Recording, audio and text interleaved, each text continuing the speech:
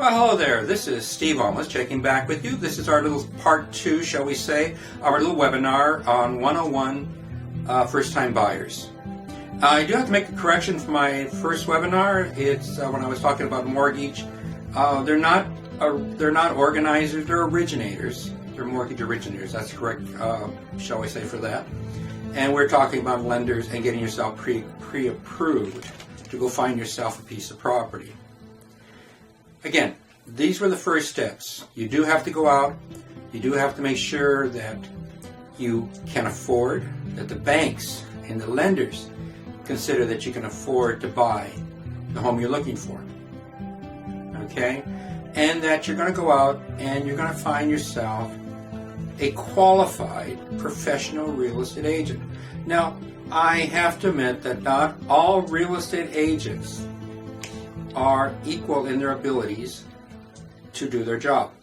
So find somebody that you can work with, that understands what you're looking for, that can guide you and go over the numbers and so forth as to what you can buy. Don't be forced into buying the first home that you see. I hate to say that, real estate agents, as professionals, of course we want you to buy as quickly as possible because our money is made on commission. But again, you have to be satisfied with your purchase. So make sure that the person you're working with understands what you're looking for and makes offers that are within the ballpark of what that property is worth.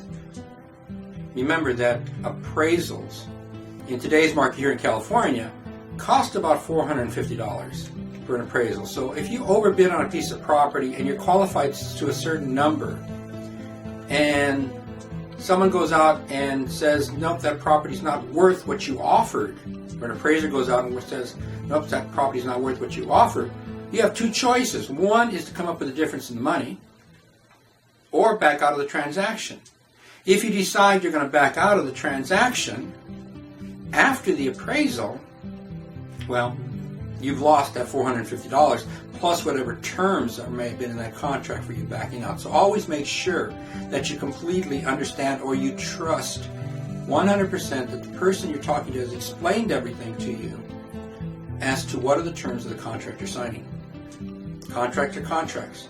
You make an error in your contract, it's going to cost you money, time, or it's going to cost you something. So be careful.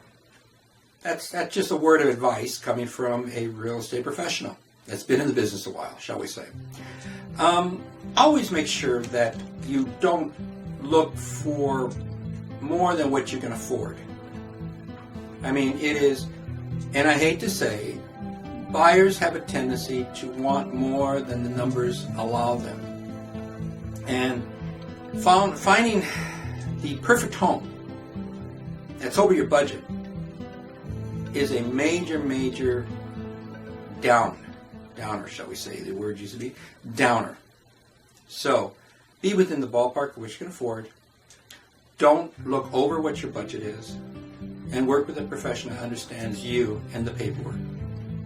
And also, when we're talking about contracts, in California we have a number of disclosures, individual disclosures. Other states may be a little different. But if you're a buyer, first-time buyer, especially in California, make sure that your professional real estate agent goes over all the paperwork, all the disclosures, and explains what they are. I mean, it's hard to look at all those papers and say, okay, what are they? But a good explanation to what they are before you sign them would be a good idea. Again, another point of being careful in buying your first home. Again, this is Steve Olmos. This is, let's say, part 2 of our webinar 101 for first-time buyers. I'll talk to you next time. Thank you.